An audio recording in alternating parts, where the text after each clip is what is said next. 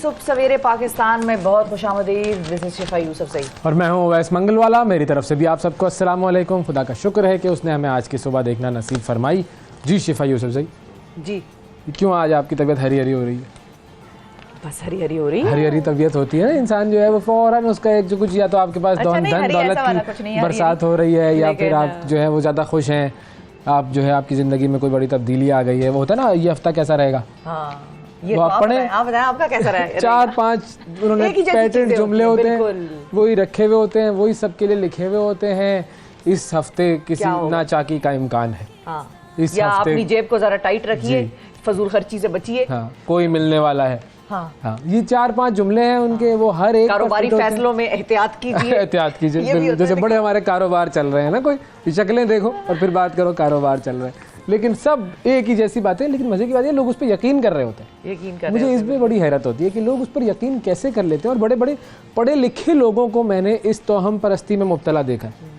अजीब लोग हैं, वो रोज़ाना पढ़ रहे होते हैं या वो उन्होंने किताबें ली हुई होती हैं। साल के शुरू में वो किताब आती है भैया, वो एक क्या कहते हैं उसको, क्या कहते हैं उसको, जायचे वायचे जो होते हैं, हॉरोस्कोप अंग्रेजी में। वो उसको भाई वो पढ़ते हैं और कहते हैं ये इसके तो है ना, ये इल्म तो है। वो इल्म नहीं है, फिल्म है, न्यूमरोलॉजी और नहीं न्यूमरोलॉजी वगैरह और ये चीजें तो है। अगर इस चीज का जिक्र है, अगर एक चीज आई भी है और उस पे मुमानियत भी है तो यानी कि उसकी एग्जिस्टेंस तो मौजूद है। एग्जिस्टेंस तो है, एग्जिस्टेंस तो बहुत सारी चीज़ों की। मैं उसकी बात कर रहा हूँ कि जो ये हफ्ता कैसा रहेगा, मैं 4-5 पैटर्न चीज़ें पढ़ के उस पर यकीन कर रहे होते हैं, उसकी बात कर रहा हूँ मैं। वो तो आप एक आधी दफा कहीं ना कहीं किसी का सच हो गया होगा ना। एक शुरू में किसी ने लिखा होगा, किसी 2-4 लोगों का उसमें से सच हो गया होगा और फिर बस वही पेटेंट चल रहा है फिर अब। लेकिन बेसिकली जो है मतलब वो इल्म तो है, और जिस तरीके से लोग उसको हासिल करते हैं और फिर उसके बारे में फ्यूचर प्रेडिक्शंस वगैरह करते हैं उसके हवाले से, तो स्पेसिफिकली मना किया ना अल्लाह ताला ने कि उसकी तरफ ना जाओ। तो जब ना जाओ का मतलब ये कि एंट्री बैरियर है वहाँ पर, और उसको आपने देखना भी नहीं है, ख़त्म हो गई बात।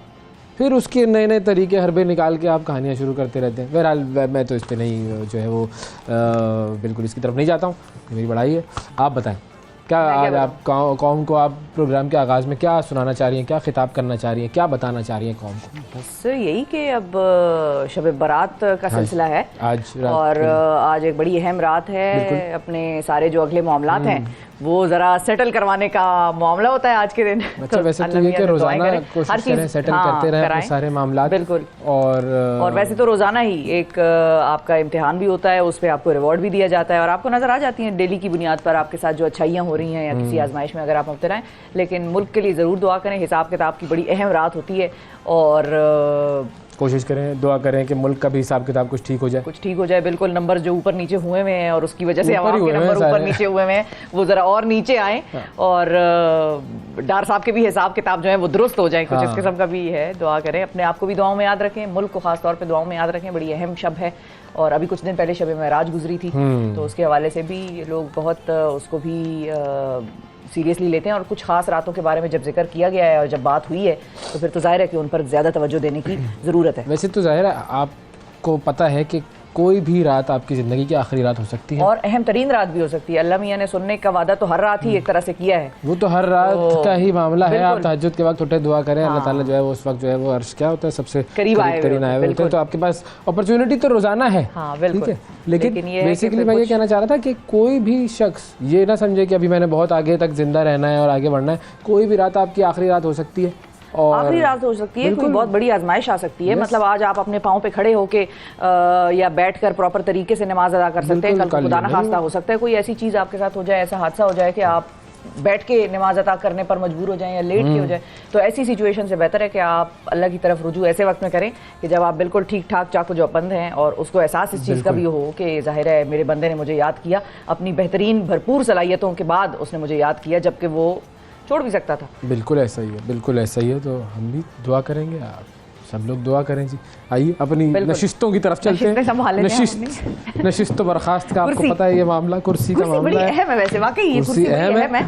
और जिस कुर्सी पे अवैस बैठ जाते हैं उस पे मैं नहीं बैठती और जिस पे मैं बैठती हूँ उस पे अवैस नहीं बैठते। हर एक की जिंदगी में ये कुर्सी का कुछ अहम मामला होता है। बैठ भी सकते, चेंज भी कर सकते हैं। हमने कौन सा कोई इस कुर्सी से हमें कोई वजारत मिली हुई है या सदारत मिली हुई है? नहीं, देखिए शिफा मुशीर बराए, हाँ सेहतियाबी, उमूर सेहतियाबी, मुशीर बराए सियासी उमूर, बिल्कुल ऐसा हो सकता है। लेकिन ये है कि कुछ चीज़ों के लिए आप सेटल्ड हो जाते हैं अपनी अपनी जगहों पे आके, आपका ज़रा उस हिसाब से आपकी पोजीशन बन जाती है और जो है वैसे आपका मामला हो जाता है। जैसे हमारे प्रोग्राम में 60 सेकंड न्यूज़ की पोजीशन बन गई है इस वक्त, तो 60 सेकंड न्यूज़ देख लेते हैं जी, दिखाइए। बिजली सार्फिन पर ₹3.39 फी यूनिट इजाफी सरचार्ज आयद। कोयटा में गैस लीकेज के धमाके में 6 अफराद जाँ बहक हो गए। हुकूमत का चेयरमैन नैब को मजीद बाइख्तियार बनाने का फैसला, काबीना ने मंजूरी दे दी।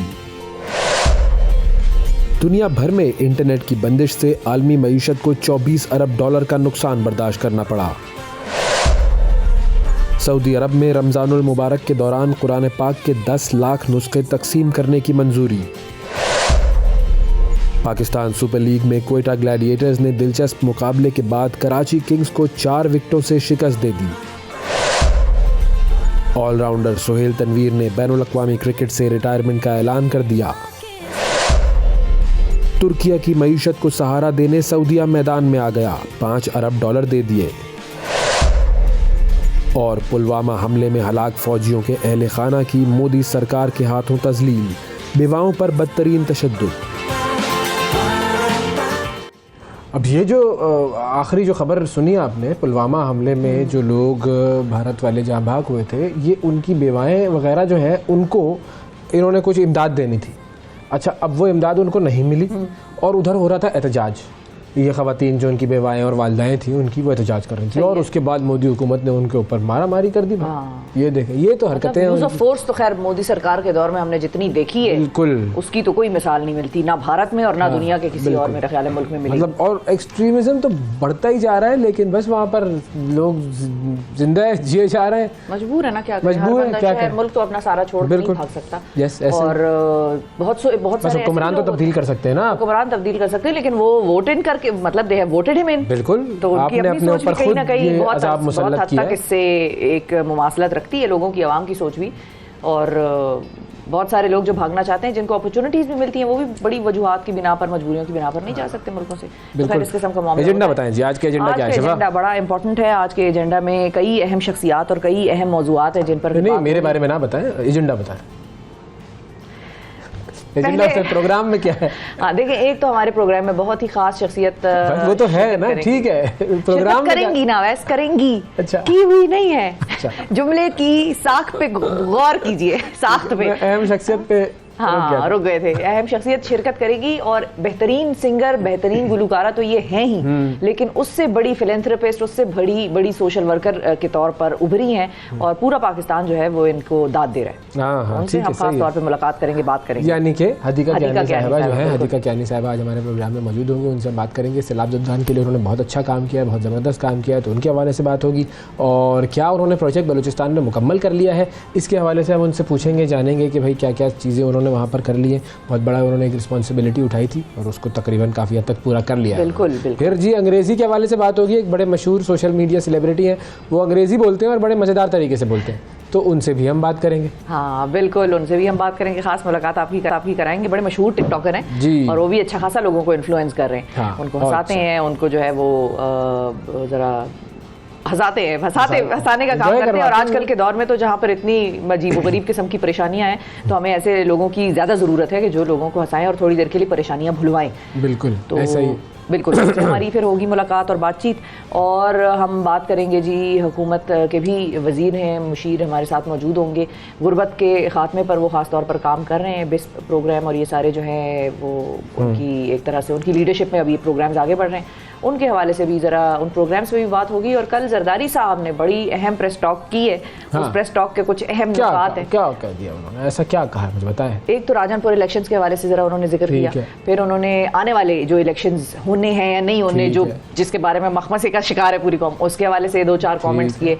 फिर इमरान खान साहब के हवाले से और बातचीत, जो मुशावरत है कि भाई आप बैठकर बात करें, ये वो, तो उन्होंने कहा मैं उसको सियासतदान नहीं समझता, मैं क्या बात करूँ, कैसे बात करूँ। तो इस किस्म के जो है बयान जरदारी साहब के प्रेस टॉक में आए, तो उस हवाले से भी हम डिस्कशन करेंगे। ज़बरदस्त जी, बेहतरीन। और पाकिस्तान की मईशत पर बात होगी कि पाकिस्तानी कितना खर्चा करते हैं, यानी कि पाकिस्तानी हुकूमत कितना खर्चा करती है और पाकिस्तानी हुकूमत के कंपैरिजन में जो दुनिया भर की हुकूमतें वो कितने खर्चे करती हैं। ये है जी अखराजात, यानी कि कार्य सरकार के अखराजात, कार्य सरकार के अखराजात, ये हुकूमती मामलात हैं, इन पर हम बात करेंगे। और अब मौसम की तरफ चलते हैं और आपको बताते हैं कि जी पाकिस्तान के मुख्तलिफ शहरों में मौसम की क्या सूरत हाल रहेगी। मेरे गले की सूरत हाल मुझे लग रहा है थोड़ी सी ख़राब हुई है। अच्छा। ये मौसम की तब्दीली की वजह से कल से मुझे कुछ महसूस हो रहा है। अच्छा। मेरी जो महसूस की हिस्स है ना, वो मुझे बता रही है कि कुछ होने वाला है। ज़्यादा महसूसमेंट ना करें, वैसे महसूसमेंट ना करूँ मैं प्लीज़, देखें अम्यूज़मेंट करूँ, क्या करूँ, एंटरटेनमेंट करूँ। हाँ बिल्कुल, ऐसे हालात में कहाँ एंटरटेनमेंट हो सकती है।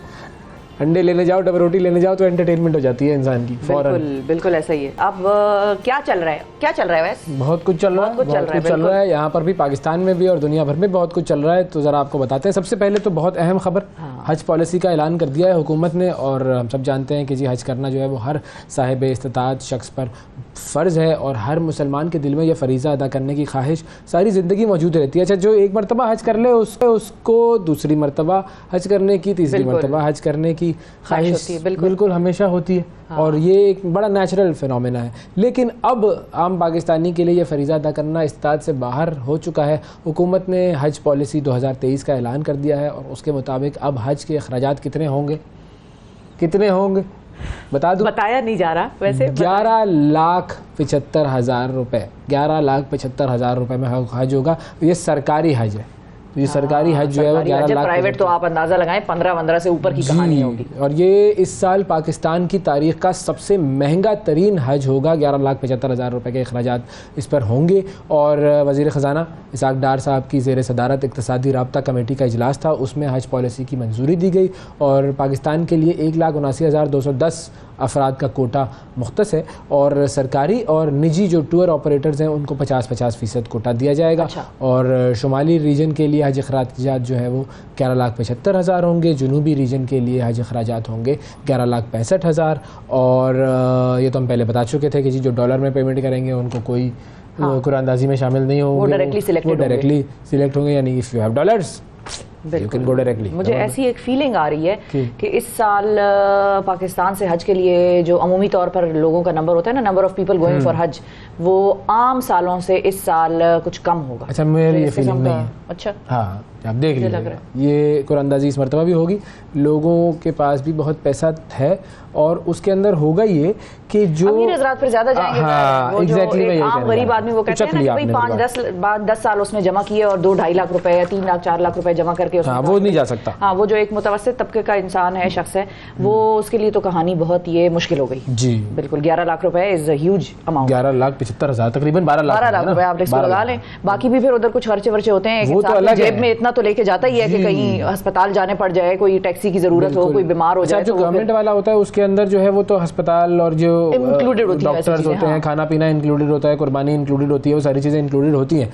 लेकिन फिर भी जब आप जाते हैं थोड़ा बहुत आपने रखना होता है। अच्छा, फिर एक सबसे बड़ा प्रॉब्लम क्या है कि जब आप हज से वापस आते हैं तो उसके बाद आपने लोगों को तहफ़ देने होते हैं, वो एक और हज होता है। हाँ, वो भी होता है, उसके अलग खर्चे होते हैं। भाई इसकी क्या, मुझे नहीं पता लॉजिक ज़रूरत क्या है, लेकिन ये कि वो एक खर्चा है एक्स्ट्रा। अब अगर आप हज की प्लानिंग कर रहे हैं तो आपने एक एक्स अमाउंट प्लान किया कि जी मुझे इतने में हज करना है, तो आप उसको x+y कर लें, क्योंकि आपने आकर यहाँ पर भी खर्चा करना है। पहले वक्तों में ये चीज़ ज़्यादा आसानी से हो सकती थी, अब तो खैर वैसे ही महंगाई के हाथों इंसान तो खैर मतलब वो पिसने वाली कैफियत दुआ करवा ले, जो हज से आया है उससे कहें दुआ करवा लें। या बाकायदा कुछ लोग बड़े ऑर्गेनाइज तरीके से जाते हैं, वो आपकी दुआ लेकर जाएंगे, लिस्ट विस्ट बना के पूरा बाकायदा लिख के, और वो फिर बताते हैं कि भाई हमने आपकी ये दुआ की है, ये बात आपकी वहां तक पहुंचाई। वैसे तो अल्लाह ताला हर एक के बड़े करीब है जहां से आप जाएं, लेकिन ये है कि वो हाजी की एक और सिग्निफिकेंस है, एक नेक्स्ट लेवल ऑफ वैल्यू है बिल्कुल। और हज वलीमा होता है, हज वलीमा कहते हैं, हज वलीमा, मैं वो नाम सोच रहा था। अच्छा, हज वलीमा, भाई आपने सबको बुला लिया, एक बड़ी सी दावत, हज वलीमा। अच्छा, वो वैसे इसलिए भी होता है कि लोग कहते हैं कि जो वो, अब मुझे पता इसमें कितनी है हकीकत, लेकिन कहते हैं कि सबसे पहले कोशिश करनी चाहिए कि आप हाजी से जाके मुलाकात करें, आप उसको गले चले लगाइए। वो तो ये पता नहीं लोगों का है जरा हल्का फुल्का सिलसिला। देखें, दीन में किसी भी चीज को जांचने का सिर्फ और सिर्फ एक ही स्टैंडर्ड और एक ही तरीका है, वो है कि अगर वो चीज हुजूर सल्लल्लाहु अलैहि वसल्लम ने की है तो आप करें। ठीक है, हाँ, तो आप करें, बिल्कुल। उनसे बेहतर बरतर आला अरफा बिल्कुल कोई ना था, ना है, ना होगा। और उनके ही बातों का और उनके ही अमाल जो है, जो अमल है उनके, उनका स्टैंडर्ड है सबसे ऊपर। बिल्कुल, बस वो देख लें, जो उन्होंने किया वो कर लें, आंख बंद करके कर लें, उसकी गारंटी वो सही होगा। हाँ, उसके बस उसके बारे में पता लगाने के लिए भी ऑथेंटिक सोर्सेज होनी चाहिए। लोगों ने तो खुदा ना खास्ता उनके साथ भी कुछ ऐसी चीजें मुंसलिक की भी होती हैं अक्सर कि वो जिसका हकीकत से कोई ताल्लुक नहीं होता। तो 11,75,000 रुपए का हज है। हाँ, सरकारी है, ये प्राइवेट की बात हमने नहीं की। अच्छा, आपको जरा पाकिस्तान से बाहर की तरफ लेकर, बल्कि जो हमारे पड़ोसी ममालिक हैं उनकी तरफ लेके चाहते हैं। दोनों पड़ोसी ममालिकों से हमारी एक दो अहम खबरें सामने आई हैं। एक तो ईरान की तरफ अगर हम आपको बताएं तो ईरान में गुज़िश्ता बरस जो है वो नवंबर से अचानक स्कूल की जो लड़कियां हैं उनमें जहर खुरानी के वाक़यात जो हैं वो शुरू हो गए और लोग बड़े तशवीश का शिकार हुए, बड़े परेशान हुए। दर्जनों स्कूलों में लड़कियों की को बेहोशी, क़याना, जुज़वी तौर पर मफलूज हो जाने जैसे अजीब गरीब वाक़यात जो हैं वो स्कूलों में सामने आए और इसमें एक दो लड़कियां नहीं, हज़ारों लड़कियां मुतासिर हुई इस फिनोमेना से। अच्छा, इन वाक़यात का आगाज़ जो है वो ईरान में होने वाले एहतजाज के बाद हुआ, जिसकी वजह से शक जाहिर किया जा रहा है कि सिक्योरिटी फोर्सेज इस सिलसिले के पीछे हो सकती हैं। मगर अब ईरान के जो सुप्रीम लीडर हैं आयतुल्लाह ख़ामनई साहब, उन्होंने ऐलान किया है कि ऐसे वाक़यात में मुलव्वस अफराद को फांसी की सज़ा दी जाएगी। उन्होंने कहा है कि इन जराइम में मुलव्वस अफराद को किसी सूरत माफ़ी नहीं मिलेगी। उन्होंने ये भी बताया कि हुकूमती ओहदेदारान जो हैं उनको दयानतदारी से इन वाक़यात की तहकीकात करनी चाहिए और आयतुल्लाह ख़ामनई साहब ने इसे नाकाबिल माफ़ी जुर्म करार दिया कि ये एक्सेप्टेबल नहीं है, इनको लटकाओ। अरे ये तो इक़दाम कत्ल है ना। बिल्कुल, इक़दाम कत्ल का मतलब ये है कि आपने उस शख्स को कत्ल करने के लिए वो साजिश, वो काम जो आपने प्लानिंग करनी थी वो कर ली है। अब अगर वो कत्ल ना हो तो भी आपने जुर्म कर दिया है। और इस तरीके से हज़ारों लड़कियों को जहर देना और उनकी मौत की कोशिश करना, इससे बड़ा जुर्म क्या हो सकता है। बहुत ही पॉजिटिव बात की है उन्होंने और वहाँ पर सज़ाएं मिलती भी हैं, वो सज़ा दे भी देते हैं। बिल्कुल, हमारी तरह नहीं होते हैं। हाँ, बिल्कुल, कुछ चीज़ें देखें, हर कुछ अच्छी चीज़ें कुछ बुरी चीज़ें होती हैं। जहाँ से अच्छी चीज़ें मिल रही हो आपको भी अपनाने की ज़रूरत है। बिल्कुल। अच्छा, अब ये तो अफगानिस्तान ईरान का मामला था। अफगानिस्तान की बात करते हैं। अफगानिस्तान में तालिबान की हुकूमत के आने के बाद ख़वातीन पर जो पाबंदियों का सिलसिला शुरू हुआ था वो अभी तक जारी है। जंग से तबाहाल मुल्क में सर्दियों की छुट्टियों के बाद यूनिवर्सिटियाँ खुल गई, लेकिन उनमें तालिबात को अभी तक तालीम हासिल करने की इजाज़त नहीं है और तालिबान ने यह कहकर पाबंदी आयद की है कि तालिबात ड्रेस कोड को नज़रअंदाज करती हैं। इसके अलावा यूनिवर्सिटी आने जाने के लिए ख़ानदान के जो मर्द हैं उसका साथ होना लाजमी करार दिया गया, मगर तालिबान के मुताबिक तालिबात इस हुक्म पर भी अमल नहीं करती हैं और ज़्यादातर यूनिवर्सिटीज़ में तलबा और तालिबात की अलग अलग क्लासें कर दी गई हैं और लड़कियों को सिर्फ ख़वातीन प्रोफेसर्स पढ़ाती हैं। तालिबान ने लड़कियों के सेकेंडरी स्कूल्स भी 1 साल से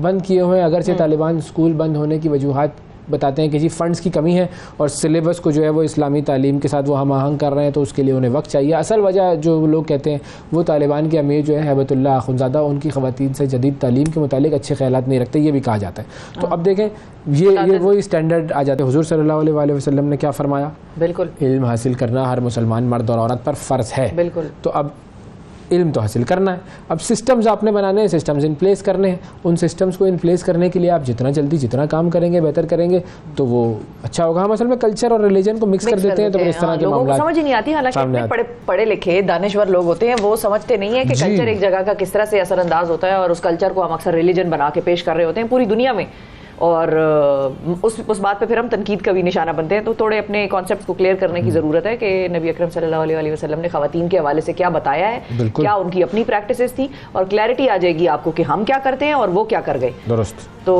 एक तो खैर ये हो गया सिलसिला ख़वातीन की तालीम का और अफगानिस्तान का। अब जरा आपको बताते हैं कि हॉलीवुड एंटरटेनमेंट की दुनिया की तरफ आए। बड़ा सीरियस आप सुबह से मौजूद है। मैं मौजूद नहीं, मैं कोई आपको जोकर लगती हूँ? नहीं, जोकर की बात नहीं है, लेकिन ये कि फिर भी आप काफ़ी सीरियस हो गई। मैं काफ़ी सीरियस, ज़्यादा संजीदगी आ गई, काफ़ी सीरियल हो गई आप। जिंदगी के थपेड़े ही ऐसे खाए कि सब्र करें, सब्र बस। तो आपने शेर नहीं सुना सब्र के हवाले से? इतना अहम शेर। कौन सा? सब्र के हवाले से उसमें जो ज़िंदगी का फ़लसफ़ा बयान किया गया ना इस शेर में, सब्र करो सब्र करो, सब्र बड़ी चीज़ है। अच्छा। आज रात को चांद निकला कल सुबह ईद। ये नहीं आपने सुना? बचपन में शेर सुनते थे। मैंने ये सुना कि क्या गम है, अहम शेर है जो यूं मुस्कुरा रहे हो, तुम इतना जो मुस्कुरा रहे हो, क्या गम है जिसको छुपा रहे हो। बस ये वाला आलम है नाज़रीन हमारा कि ऐसे जिंदगी के थपेड़े पड़े और चंद जो रह गए थे वो बकाया जाते सागदार साहब ने पूरे कर दिए। हाथ कर रही है मेरी तरफ, मैंने बड़े थपेड़े मारे वो डार साहब। लेकिन मैंने जोकर का वर्ड इसलिए इस्तेमाल किया, जोकर का वर्ड मैंने इसलिए इस्तेमाल किया कि अगली जो हमारी खबर है वो जोकर से रिलेटेड है। हॉलीवुड अदाकार हैं वाकिन फीनिक्स। उनका नाम का जो है ना बड़ा मुश्किल है,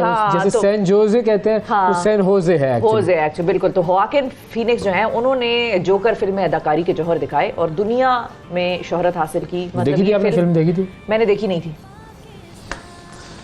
आज का प्रोग्राम खत्म करते हैं, कल बात करेंगे। जा रहा हूँ। नहीं, आपने देखी थी? बिल्कुल देखी थी, सिनेमा जाकर देखी थी। वो अच्छा, सिनेमा मुझे डार्क मूवी थी और आप वो ऐसी मूवी थी कि आप उसको देखें और अगर आप उसको समझें, जाहिर है जो फिल्म देखने और समझने वाले मैं एक्चुअली सिनेमा वाले लोग नहीं, सिनेमा वाले वो तो चले गए थे दोस्तों के साथ वैसे ही, लेकिन ये कि it was a dark movie. आप मैं तो कम से कम 2 दिन तक उसकी कैफियत में रहा, एक अजीब डिप्रेशन वाली जो कैफियत होती है ना, क्या उस शख्स की अदाकारी और क्या उसकी स्टोरी लाइन जो थी ना, कितना उसका ब्रॉड इम्प्लीकेशंस हैं, कहाँ से वो कनेक्ट होती है। डीप मूवी थी, बहुत डीप मूवी बिल्कुल। और उसको जो आम आदमी को नहीं समझ में आ सकती, आप मत देखिएगा। जो उसको पजीराई मिली 2019 में रिलीज होने वाली जो ये फिल्म थी, इसने बॉक्स ऑफिस पर 14 अरब रुपए से जायद का बिजनेस किया था और कामयाब तरीन फिल्मों में शुमार होती है ये हॉलीवुड की। और जब इस फिल्म का सीक्वल अनाउंस हुआ तो उस पर भी लोगों ने बड़ा ही जो है वो जश्न एक तरह से मनाया। उसका नाम है जोकर फॉली एड्यू और ये बनाने का ऐलान जो है वो हुआ तो शायकीन शिद्दत से अब इसके इंतजार में मुब्तला हैं। और अब एक वीडियो सोशल मीडिया पर बड़ी वायरल हुई है वाकिन फीनिक्स साहब की, जिसमें वो फिल्म की इस सीक्वल की शूटिंग में मसरूफ हैं, सड़क पे दौड़े शोड़े लगा रहे हैं, कैमराज दो तरफ से उनको फॉलो कर रहे हैं। क्लिप में वो एक तरह से लगा ऐसा रहा है और लोग ये कह रहे हैं कि लॉस एंजलिस की शायद सड़क है जिस पर वो दौड़ते हुए नजर आ रहे हैं। अच्छा, इनके साथ एक और जोकर भी नजर आ रहा है रेड कोट में। आप गौर से ये वीडियो देखेंगे तो आपको समझ में आएगा। इस फिल्म पर दिसंबर 2022 में काम शुरू किया गया था और अब ये जो रिलीज है इसकी होगी 2024 में। ये 2024 वाली देख लीजिए बिल्कुल। और जबरदस्त इसकी वैसे वो है, वैसे तो फोटोज भी इन्होंने शेयर किए हैं अपनी इसी उसमें, वो खैर हमने नहीं निकाली, लेकिन ये वीडियो आप देखिएगा सोशल मीडिया पर। अच्छा, ये फोटो आ गई बिल्कुल, तो कहते साथ ही ऐसी टीम हो, बस हर एक को ऐसी टीम मिले कि वो कहते साथ ये भी जिक्र ही किया था तो फोटोज आ गई। तो ये उनकी शूटिंग के दरमियान ये सारा गेटअप वेटअप देखें, गंदा हुआ है कोट और ये सब सिलसिला, तो ये उनकी शूटिंग के दौरान फोटोज बनी। अच्छा जी, एक तो वो शूटिंग हुई थी, एक और मैं आपको वीडियो दिखाता हूँ। गाड़ी के वक्त एहतियात करें, ये कितनी दफ़ा समझाया गया आपको? बहुत मरतबा, हमेशा समझाया जाता है। और दुनिया भर में अगर कारों के हादसात की बात की जाए तो हादसात के बायस बहुत सारे लोग जो हैं, बड़ी तादाद में लोग जो हैं वो हलाक हो जाते हैं। और 2022 के दौरान पूरे एशिया में पाकिस्तान जो है वो रोड एक्सीडेंट्स में होने वाली हलाकतों के लिहाज से पहले नंबर पर रहा था। जी क्या कह रहे हैं? जी बिल्कुल, रोड पे ना निकला करें आप।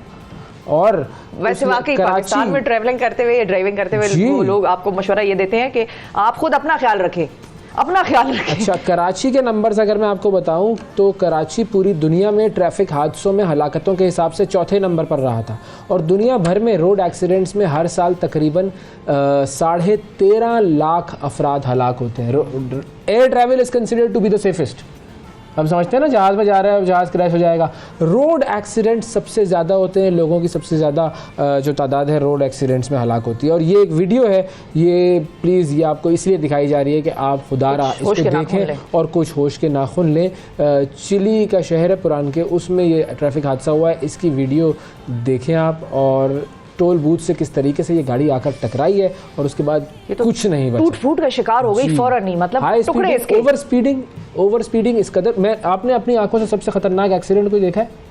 हमारे साथ होने वाला था, बच गए। अच्छा, वो इस तरह से हुआ कि एक मुड़ रही थी रोड और आगे से एक ट्रक आ रहा था। हाँ। और हम इस तरफ से जा रहे थे, वो ट्रक आया और उसने कोई मोड़ काटा, कुछ अजीब सी सिचुएशन हुई, वो ऐसे लड़खड़ाया और डगमगाया कि हमें उसने क्रॉस किया और वो पीछे उसी साइड पे गिर गया जिस साइड पे हमारी गाड़ी गुजरी।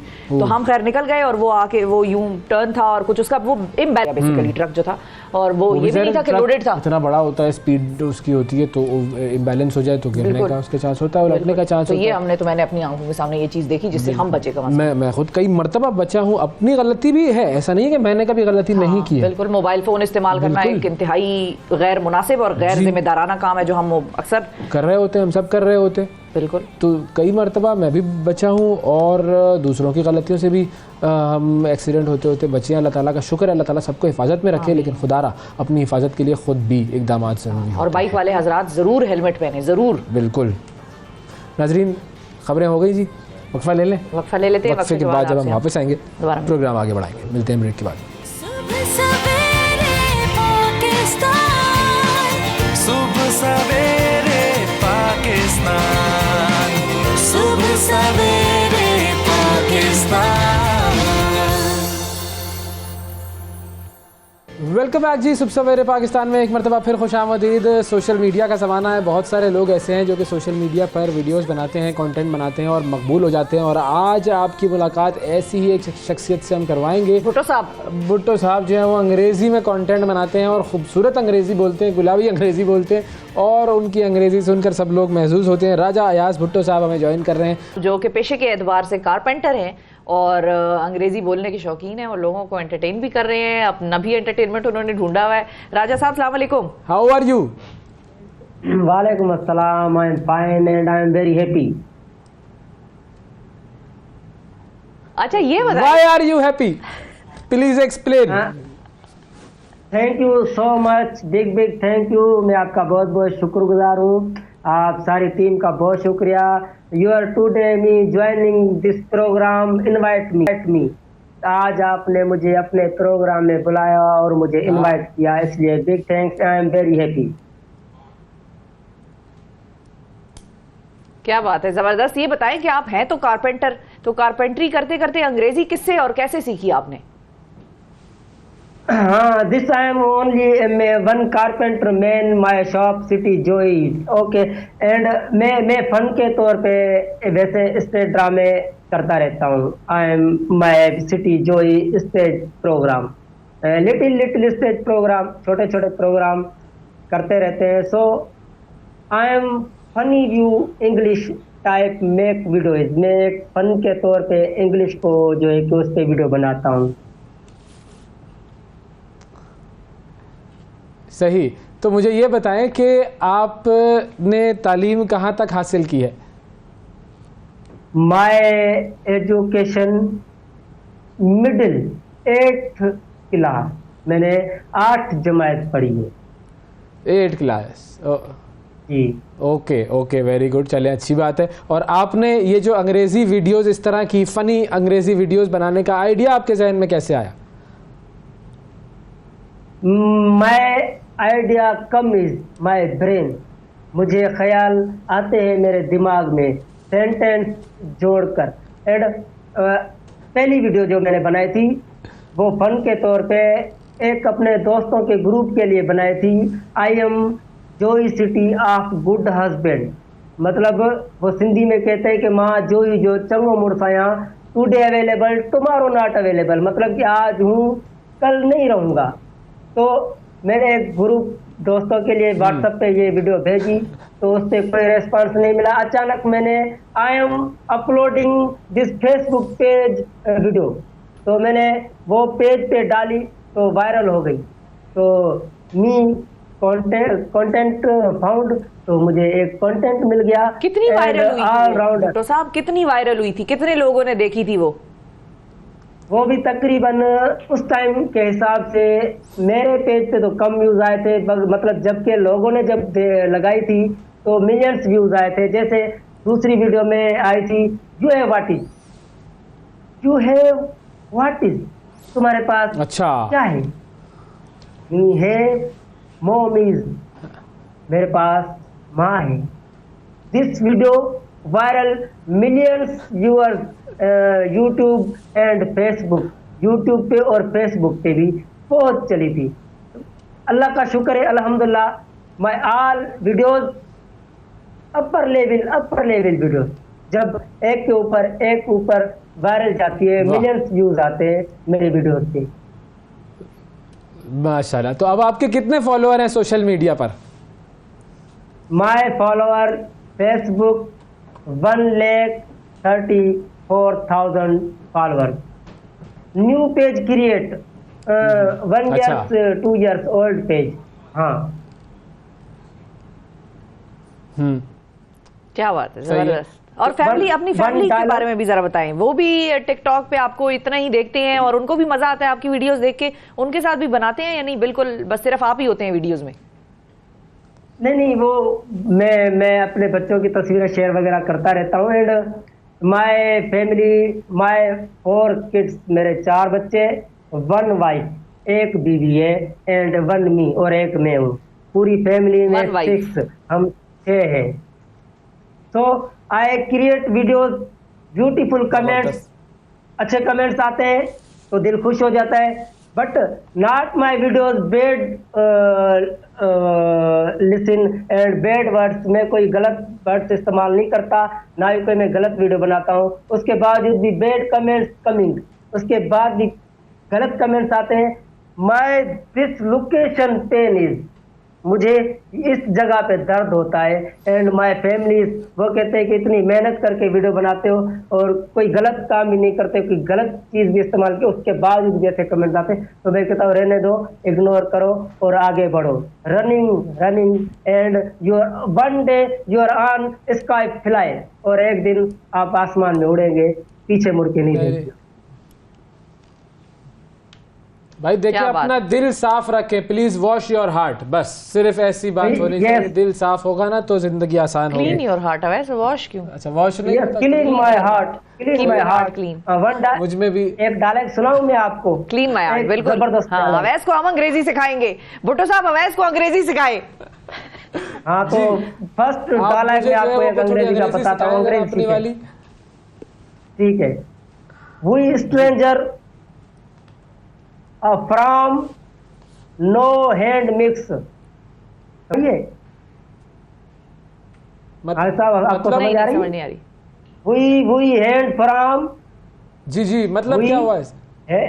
We stranger of hand mix, हम अजनबियों से हाथ नहीं मिलाते। मिक्स मतलब मिलाते, समझ आ रही है? ये अंग्रेजी होती है। ये सही है बिल्कुल। Today I am very sad, अब लोगों को today I am very sad, जो आप सीखे। हाँ, today I am very sad, this media I message all overall Pakistanis and my government. मैं एक मैसेज देना चाहता हूँ इस मीडिया के थ्रू। जी, माय कंट्री इन्फ्लेशन बिग, आपको पता है कि हमारे मुल्क में महंगाई बहुत हो गई है, big inflation. What pure man eating, क्या खाएंगे गरीब लोग? Fuel expensive is, floor expensive is, दालें, चीनी, शुगर, ऑल मटेरियल, मतलब कि हर चीज, क्लॉथ, चप्पल, शूज, मतलब कि हर चीज महंगी हो गई है। Action government please, cheapness this countries, कोई सस्ता ही नहीं है हमारे मुल्क में। वाई? बिल्कुल सही मैसेज दिया आपने, बिल्कुल सही मैसेज दिया। ये मैसेज बड़ा जरूरी है, ये मैसेज जाना चाहिए हुक्मरानों को। बिल्कुल, महंगाई का खात्मा ऐसा ही होगा। हुकूमत को बार-बार मैसेज हमारी गवर्नमेंट। I am चलें, my heart listen, I am poison eating and death go। मेरा दिल कहता है कि मैं जहर खा के मर जाऊं, इतनी महंगाई हो चुकी है। नहीं ऐसा ना करें, ऐसा ना कीजिएगा। आपकी बड़ी जरूरत है, आपकी वीडियोस देख के तो हमें महंगाई की परेशानी से थोड़ा सा छुटकारा मिलता है। आपको कुछ हो गया तो हम क्या करेंगे? टॉक्सिक लोगों की कमी नहीं है हमारे पास। बहुत शुक्रिया अदा करेंगे, हमारे साथ मौजूद थे जी राजा भुट्टो साहब, बड़ी जबरदस्त वीडियोस बनाते हैं, आप जाकर वीडियोस देखें इनकी। थैंक यू राजा साहब, बहुत शुक्रिया आपका। और वो जो टॉक्सिक लोगों का मैंने जिक्र किया, टॉक्सिक, इनसिक्योर, अजीबोगरीब जिसको कहते हैं ना, कि उनकी वाइब भी आपको ऐसी आती है कि आपको लगता है कि ये कोई जहर आपकी तरफ आ रहा है। कि टॉक्सिक लोग कैसे होते हैं, क्या क्वालिटीज होती है, कैसे पहचाने और कैसे बचें, इस हवाले से हम बात करेंगे। माहिर नफ्सियात जनाब यासिर मसूद आफाक साहब हमारे साथ मौजूद हैं। अस्सलाम वालेकुम जी। वालेकुम अस्सलाम। सर अंग्रेजी सुन लिया आपने? जी बिल्कुल। अब आप हमें बताएं, आपको तो आती है ना, एक तरफ तो फ्री क्लासेस दे रहे हैं, अच्छी नहीं आती जितनी हमें इसकी। वॉश योर हार्ट ना। हमारे जो इर्द गिर्द में अगर हम माहौल देखें तो आपको ऑफिसों में, अक्सर घरों में, बहुत सारी जगहों पे टॉक्सिक लोग मिलते हैं जो कि शायद पता नहीं। एक सेकंड, पहले टॉक्सिक का तर्जुमा करें। हाँ, टॉक्सिक वर्ड। टॉक्सिक वो लोग हैं जो जिनकी मतलब तबीयत में एक जहरीलापन है, बिल्कुल है, तुर्शी है। तो कैसे पहचान सकते हैं हम इन लोगों को? देखिए, टॉक्सिक लोगों की बड़ी टिपिकल कुछ अलामतें होती हैं। एक तो ये कि वो बहुत इनसिक्योर होंगे, वो आपको लेट डाउन करेंगे, आपको हमेशा किसी ऐसी सिचुएशन में डालेंगे जिसमें आप बहुत बुरा महसूस करें, बिलिटल्ड महसूस करें, कमतर महसूस करें, कमज़ोर महसूस करें। इन लोगों की क़ुव्वत फ़ैसला में बहुत कमी होती है, क़ुव्वत फ़ैसला की कमी लोग डायरेक्ट कर रहे होते हैं। एग्जैक्टली मतलब अच्छा, ये कभी अपनी फर्म ओपिनियन नहीं देंगे। अच्छा, ये जिसे कहते हैं ना, खुलकर बात नहीं करेंगे, दो टोक बात नहीं करेंगे।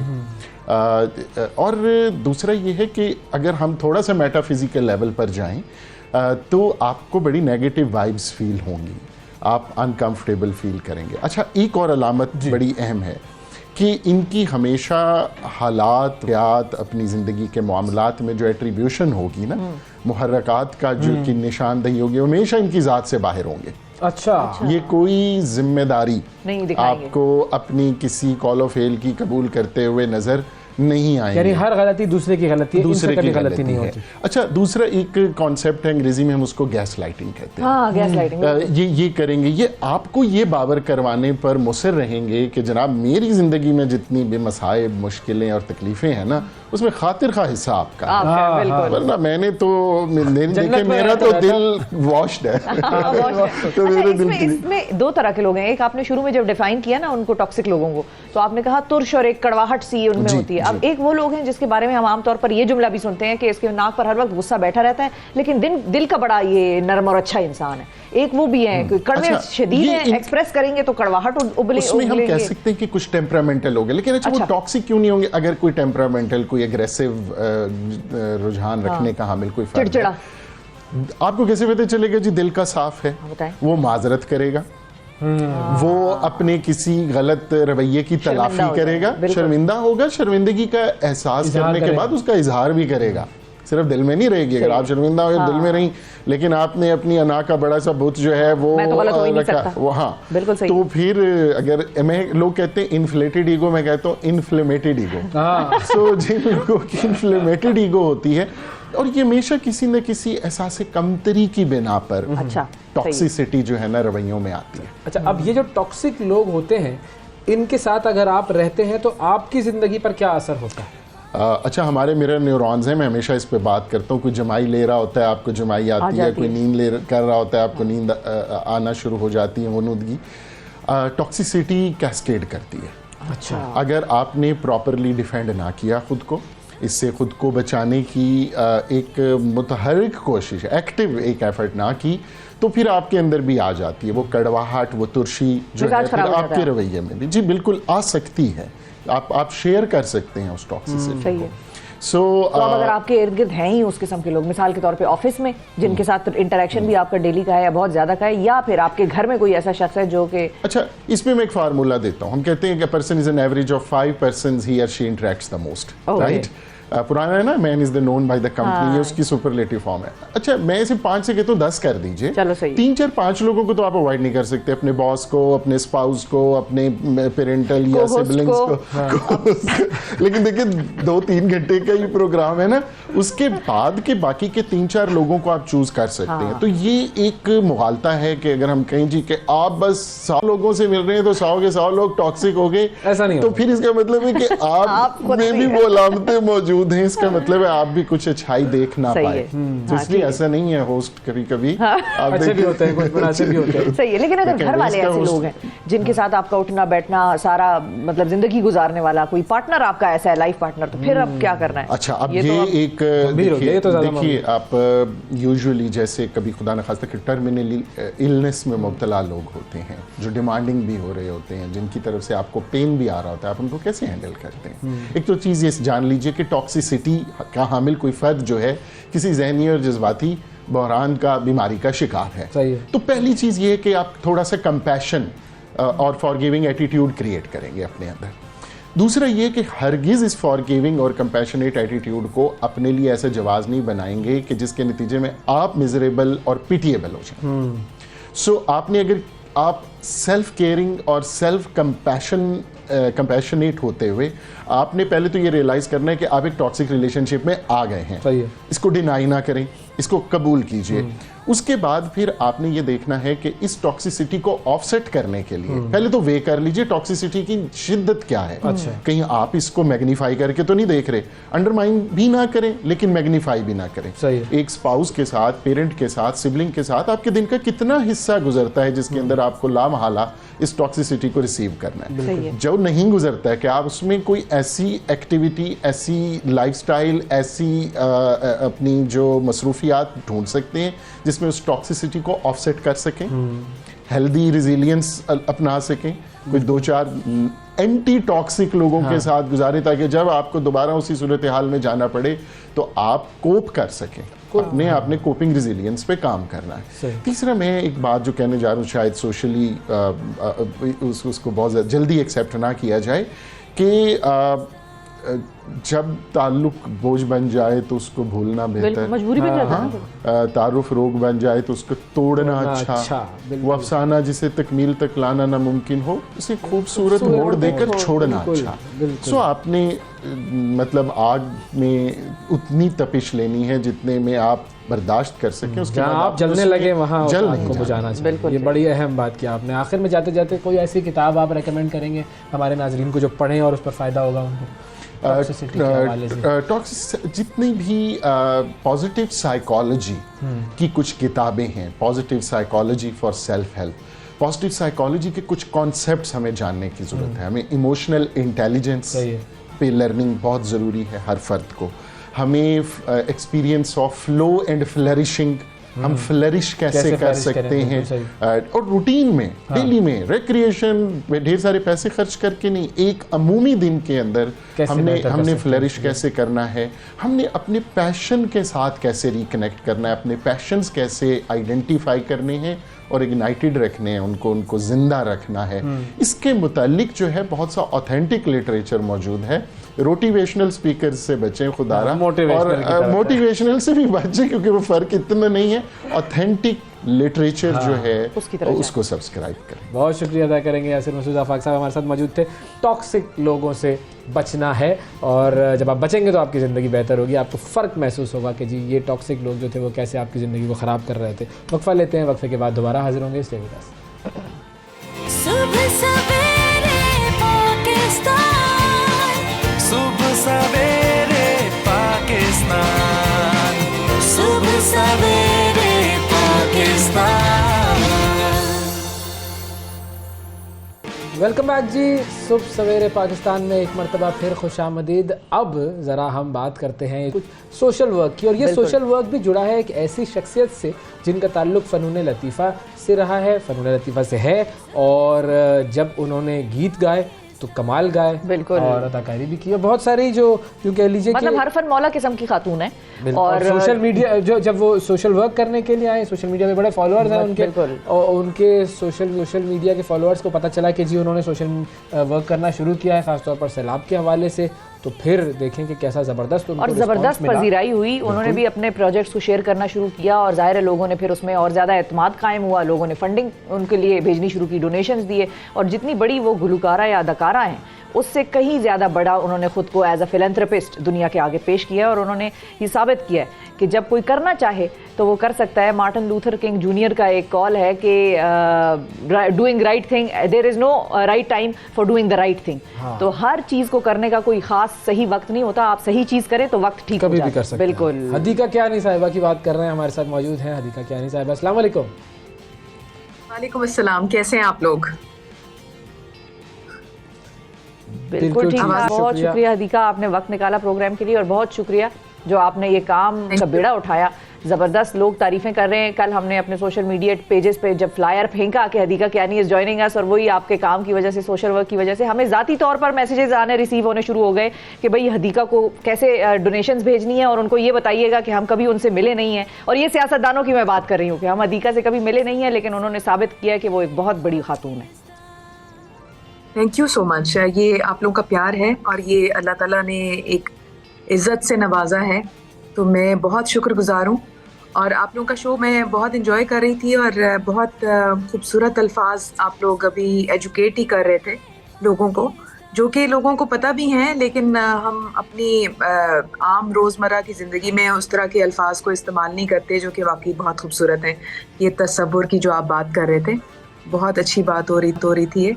तो मैं ये समझती हूँ कि मैंने भी शायद ये तसव्वुर नहीं किया था, लेकिन जो पाकिस्तान के हालात ऑफ एंड ऑन हैं, या ये जो कैटास्ट्रोफीज़ हमारी दुनिया में आ रही हैं, इसमें अगर यही था मुझे कि अगर मैं नहीं करूँगी तो फिर ये मेरा तो हिस्सा इस दुनिया के अंदर नहीं डलेगा। तो 2010 में मैंने KPK में 255 हाउसेस बनाए थे। तो मेरा थोड़ा सा आप समझ लें कि होमवर्क हुआ था, थोड़ा सा मुझे तजर्बा था उस वक्त का कि मुझे क्या करना है। और उस वक्त भी पाकिस्तान आर्मी ने मुझे एक गाइडेंस दी थी कि आप रिलीफ वर्क तो कर रहे हैं, लेकिन इनके लिए आप लॉन्ग टर्म बेसिस के ऊपर सोचें। इनको पक्की छतें जो है ना वो अगर आप बनवा के दें तो बहुत अच्छा होगा। तो उस वक्त डिजिटल मीडिया का दौर तो नहीं था, लेकिन ये कि वहाँ पे भी फिर मैंने कुछ चैनल्स के ऊपर अपील्स करके तो, और अपने आसपास जितने भी लोग थे साहिब इस्तिताअत, तो उन्होंने मुझे मदद की और फंड्स इकट्ठे करने में। तो मैंने 255 हाउसेस बना लिए KPK के एरिया में, मियाँ ईसा, बांडा शेख इस्माइल और बांडा मला खान में। वो होमवर्क जो है, कहते हैं ना कि कोई भी चीज़ आपने की हुई हो तो वो तजर्बा आपका जो है वो आपके काम आता है ज़िंदगी में। ज़रूरी नहीं है कि उसी वक्त काम आ जाए, लेकिन कहीं ना कहीं लाइफ में आपके काम आ जाता है। तो जब ये फ्लड्स आए 2022 में, तो एकदम से मुझे वो स्ट्राइक की चीज़ कि मैंने जो पहले एक तजर्बे से या जिस स्टेप से मैं गुजरी थी, तो मैं क्या वो स्टेप्स अभी नहीं ले सकती? ठीक है, ये दौर डिफ़िकल्ट हो गया है, इन्फ्लेशन आ गई, पैसे की वैल्यू बिल्कुल डाउन हो गई है, लेकिन नथिंग इज़ इम्पॉसिबल। अगर आपकी सोच में क्लैरिटी है तो अल्लाह ताला ने अगर आपके दिमाग में सोच डाल दी है कि वसीला राह आपने बनाना है और इसके ऊपर आपने इस कैंपेन को लेके चलना है, तो वो उस यकीन के साथ मैंने फिर जो है वो उस पर अमल किया और अल्लाह ताला ने वसीले बनाए। अल्लाह ताला ने पाकिस्तान आर्मी को वसीला बनाया जो वहाँ पे फील्ड में, ग्राउंड में काम कर रहे थे और फ्लड्स के लिए बहुत से लोगों की मदद हो रही थी वहाँ पे ऑलरेडी। तो फिर मैंने कांटेक्ट किया और फिर मुझे गाइडेंस मिली वहाँ से कि रिलीफ वर्क आप करें। तो रिलीफ के साथ साथ फिर मैंने पहले दिन से ये प्लान किया हुआ था कि मुझे लॉन्ग टर्म बेसिस पे चलना है। मैंने ये 2 दिन की ये जो है ट्रक्स ले जाके और कपड़े, जूते और खाने पीने की चीज़ें ले जाके यहाँ पे मैंने नहीं रुकना, क्योंकि ये बहुत वहाँ पे डैमेज हुआ है और ये बहुत लॉन्ग टर्म बेसिस की चीज़ है। इसके ऊपर ये नहीं हो सकता कि आप चंद रिलीफ का स्टफ ले जाके 14 ट्रक ले गए या 4 बोगीज ले गए, ये इस पे काम नहीं बनेगा। तो मुझे सॉलिड स्ट्रक्चर्स देने हैं और फिर मैंने अपील्स की और अल्लाह ताला की फजलो करम से, लोगों की हेल्प से 100 हाउसेस मैंने तंबू तहसील में बनाए जो कि ज़िला नसीराबाद में है। इंटीरियर बलूचिस्तान बहुत डिफ़िकल्ट एरिया है, वहाँ लॉन्ग डिस्टेंसेस होते हैं, कम्यूटिंग बहुत मुश्किल है। वहाँ पे हमने ग्रोसरी स्टोर बनाया, एक शहीद के बेटे का, प्राइमरी स्कूल बनाया, मॉस्क बनाई, अच्छा। और मैटरनिटी सेंटर बनाया, क्योंकि वहाँ पे हामला ख़वातीन के बहुत इश्यूज़ थे। वहाँ पे उनको रेडियों पे लाद के, तो रेडियों पे लेके जाते हैं प्रेगनेंसी में, और कुछ की रास्ते के अंदर ही यानी कि ज़िंदगी चली जाती है और कुछ जो हैं वो रास्ते में ही उनकी डिलीवरी हो जाती है। तो वो बहुत एक डिफ़िकल्ट टू इमेजिन। अगर आप सोचें, तसव्वुर करें, तो आपको आपके तसव्वुर में भी वो चीज़ नहीं आ सकती कि जो वहाँ पे लोग एक्सपीरियंस कर रहे हैं कि पीने का साफ़ पानी नहीं है। मतलब मैं आपको खुदा गवाह है कि मैं जब वहाँ से आती हूँ ना, तो मैं अल्लाह ताला का इतना शुक्र अदा करती हूँ कि अल्लाह मियाँ तेरा लाख शुक्र है कि हमें पीने का साफ़ पानी मुयस्सर है। मतलब वहाँ जिसको पीने का साफ़ पानी मुयस्सर नहीं है, उनकी आप लिविंग के स्टैंडर्ड्स देख लें, लाइफ के स्टैंडर्ड्स कि किन हालात में वो इस वक्त हैं कि कीचड़ के उनके घर हो चुके हुए थे। जाहिर है मट्टी के घर हैं, तो जब वो पानी आया, और वो पानी का प्रेसिडेंस वहाँ पे इस तरह का है कि वहाँ फ्लैश फ्लड नहीं आता। बलूचिस्तान में जब फ्लड आता है तो वो स्कैटर होके आता है। वो एक दरिया एक तरफ से, दूसरा दरिया दूसरी तरफ से, दोनों आके वो हिट करते हैं, या अगर एक दरिया भी हिट कर रहा है तो वो पूरा आके स्कैटर हो जाता है, बिकॉज वहाँ पे रास्ते बहुत ज़्यादा हैं और डिस्टेंसेस बहुत ज़्यादा हैं, वास्ट एरिया है। तो उस प्रेसिडेंट्स को देखते हुए हम लोगों ने बहुत सारे काउंटर मेजर्स लिए। तो हमने सोचा कि अब मिट्टी के घर नहीं बनाने, इनको सॉलिड स्ट्रक्चर देना है। सॉलिड स्ट्रक्चर में ये है कि हम इंटरलॉकिंग ब्रिक्स जो हैं वो कॉन्ट्रैक्टर से मीटिंग्स करके इंटरलॉकिंग ब्रिक्स जो कि क्लाइमेट कंपैटिबल हैं, जो कि गर्मियों में बहुत ज़्यादा गर्म नहीं होंगी और सर्दियों में बहुत ज़्यादा सर्द नहीं होंगी। तो वो आप अभी भी जाएं, वहाँ पे बहुत गर्मी है तो वहाँ जो घर के बनाए हैं माशाल्लाह से वो अंदर से काफ़ी कूल हैं, ठंडे हैं। अब आप लोगों को बोलने का मौका दूं मैं। सही है, तो आपका टारगेट क्या है हदीका? कोई नहीं, आपने जिस तरह से एक्सप्लेन किया ना, बिल्कुल सबसे अच्छी बात यही है कि आपने हमारा काम आसान कर दिया। जितने सवालात हमारे जहन में थे उसमें से बहुत सारे आधों के जवाब आपने पहले ही दे दिए। लेकिन टारगेट की अगर हम बात करें, क्योंकि बहुत बड़े पैमाने पर तबाही हुई है और आपने कहा कि ये स्टेज वाइज चलेगा, ये 1-2 दिन का या 14 ट्रकों की बात नहीं है, तो आपका अपना जाती तौर पर टारगेट क्या है? क्योंकि अब आपने वहां पर विजिट कर लिया है, देख ली है सारी सिचुएशन, तो कितना टारगेट है कि कितने घर बनाने? मस्जिद भी आपने ज़ाहिर कायम की है, उसकी भी तस्वीरें हमने देखी हैं। घरों के हवाले से क्या टारगेट है आपका? अच्छा, मेरा टारगेट तो ये है कि अल्लाह ताला जिस तरह फंड्स देता जाएगा, लोग जिस तरह चैरिटी करते जाएंगे, तो हम अपना टारगेट बढ़ाते जाएंगे। मैं थोड़ा सा, यानी कि आप ये नहीं कह सकते कि डर के, लेकिन मैं थोड़ा संभल के चल रही हूँ कि मैंने 100 हाउसेस का टारगेट किया, वो 100 हाउसेस बना लिए। अब 76 का इलाका जो है वो मैंने जाके देखा है, उसका सर्वे किया है, और वो पाक आर्मी ने अब 76 का एरिया मुझे बताया है कि वहाँ पे 2 दरिया हैं जिन्होंने आके हिट किया है, और उस एरिया का मैंने आप लोगों के साथ फुटेज भी शेयर किया है। वो कुंडी का इलाका है, कुंडी विलेज, जिसको हम वसीला राह का विलेज बना रहे हैं अब। और वहाँ पे इंशाल्लाह स्कूल होगा, मैटरनिटी सेंटर होगा, मॉस्क होगी, ग्रोसरी स्टोर होगा इंशाल्लाह। और वहाँ कोशिश करेंगे कि दस्तकारी का भी कुछ सेंटर बन जाए। अगर मुझे कोई NGO या कोई ऐसे लोग जो कि डिज़ाइनर्स हैं या वो उनके साथ उनको अडॉप्ट करते हैं उस जगह को, ताकि उनका भी एक वसीला बने, उनका एक कांस्टेंट बेसिस के ऊपर उनकी एक रोज़गार हो, तो वो इंशाल्लाह हम ज़रूर करेंगे। अब ख्वाहिशात तो इतनी है कि हर ख्वाहिश पे दम निकले, लेकिन ये है कि मेरा स्लोगन कि सोच, यकीन और अमल, यानी पहले आपने थॉट, बिलीफ एंड एक्शन, तो उसके ऊपर मैं चल रही हूँ। 200 घरों का टारगेट लगाया है, और अब इन्फ्लेशन की वजह से जो 1 हाउस यूनिट है 14/16 का, उसको हम कर रहे हैं ऑलमोस्ट 3,50,000 अलॉन्ग विद 7% टैक्स उसके अंदर शामिल है, क्योंकि इन चीज़ों के ऊपर भी टैक्स हुकूमत लगाती है और 7% लगाती है, वो चाहे वो गरीबों के घर बनने हो, लेकिन उस पर टैक्स है और वो देना पड़ेगा, और वो हम दे रहे हैं। 100 हाउसेस के ऊपर हमने दिया है, हम 200 हाउसेस पे भी टैक्स देंगे। तो 200 हाउसेस अभी टारगेट है, और इंशाल्लाह जो ही ये टारगेट कंप्लीट होता है, अच्छा, तो थोड़ी सी डिटेल चाहूँगा जी इंशाल्लाह। मैं थोड़ी सी डिटेल चाहूँगा कि आपने बताया 3,50,000 रुपए में ये घर बनता है, ये कितना बड़ा होता है, इसकी क्या मेजरमेंट्स होती हैं और कितने लोगों के लिए ये काफ़ी होता है? ये 14/16 का है यूनिट, जो कि मैंने आप लोगों के साथ फुटेज भी शेयर की है, और ये तकरीबन 7 से 8 फैमिली के लोग जो हैं वो उसमें शामिल हैं। और प्रायोरिटी क्या है, ये भी आपका क्वेश्चन आई एम श्योर कि नेक्स्ट आपने करना ही था, कि प्रायोरिटी, हम किस प्रायोरिटी बेस के ऊपर इन घरों को लोगों को दे रहे हैं। वो अलॉटमेंट हम कर रहे हैं, जिसकी लैंड होगी उसके ऊपर घर बनेगा। अदरवाइज डिस्प्यूटेड लैंड के ऊपर हम घर नहीं बना रहे। जिसकी लैंड है और वो हम आईडीज लेके और उसको प्रॉपर ऑथेंटिसिटी के साथ वेरीफाई करके हम लोग घर बना रहे हैं, ताकि, और वो ये सारा काम जो है आर्मी मुझे प्रोवाइड कर रही है, और इन अ वेरी ऑथेंटिक मैनर, कि उसमें विडोज को हम प्रायोरिटाइज कर रहे हैं। और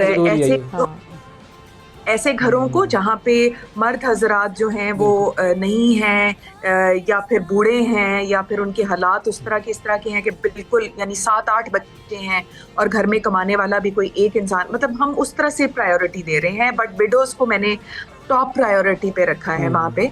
और अल्हम्दुलिल्लाह 200 घर जो है मार्च में हमारे स्टार्ट हो गए हैं, और आप लोगों के प्रोग्राम के तवस्सुत से मैं चाहती हूँ कि हम लोग फंड रेजिंग भी करें। मैंने अपना अकाउंट नंबर भी शेयर कर दिया है, और इंटरनेशनल डोनर्स के लिए जो है वो gofundme.com/वसीला-ए-राह है।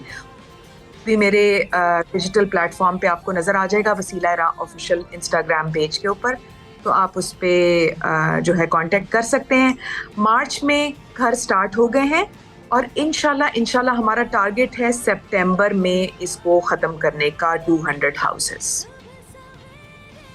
इंशाल्लाह। अच्छा, एक और चीज़ मैं देख रहा था, आपकी ये जो फुटेज चल रही है उसमें बहुत सारे लोगों के साथ आप मुलाकात कर रही हैं, बच्चों के साथ भी इंटरेक्शन हो रही है। हाँ। वहाँ पर जो ज़ाहिर है जो माएँ हैं, जो ख़वातीन हैं, उनसे आपकी इंटरेक्शन हो रही है। एक तो ये कि ये भी मैंने पढ़ा था कि आपने अपनी वालिदा के हवाले से भी इस प्रोजेक्ट के अंदर एक हिस्सा रखा है। हमारी तरफ से उनके लिए बहुत सारी दुआएँ कि अल्लाह ताला उनको जन्नतुल फिरदौस में जगह अता फरमाए और उनको अपने जवारे रहमत में जगह दे। तो वहाँ के जो लोगों के साथ जो इंटरेक्शन रहा आपका, वो कैसा रहा?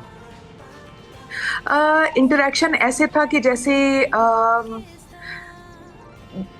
जैसे रूहें आपस में मिल रही होती हैं और मतलब मैं उसको वर्ड्स में बयान नहीं कर सकती, अल्फाज में मैं बयान नहीं कर सकती कि एक एम्पैथी का फैक्टर कि जिसमें मैं उनकी पेन को फील कर रही थी, उनकी डेस्परेशन को फील कर रही थी, उनकी तकलीफ़ को महसूस कर रही थी कि वहाँ पे पीने का साफ़ पानी नहीं है। मतलब मैं उनको एजुकेशन की क्या लेक्चर देती वहाँ पे कि जिनके बेसिक मसाइल ही पूरे नहीं हो रहे थे, ठीक है, जिनको खाने पीने का मसला है, जिनको पीने का साफ़ पानी नहीं मिल रहा है, हामला औरतों के लिए कोई जगह ही नहीं है जहाँ पे वो जाके डिलीवरी करवा सकें, जहाँ पे हाइजीन का ही कोई कॉन्सेप्ट ही नहीं है, तो उनको मैं एजुकेशन का तो लेक्चर दे नहीं सकती थी। तो मेरे लिए ये आज पाकिस्तान की का एक बहुत बड़ा खित्ता है। जी, और मेरे लिए टॉप प्रायोरिटी थी कि education and it still is. लेकिन मैं समझती हूँ कि सबसे इम्पोर्टेंट चीज़ है हेल्थ।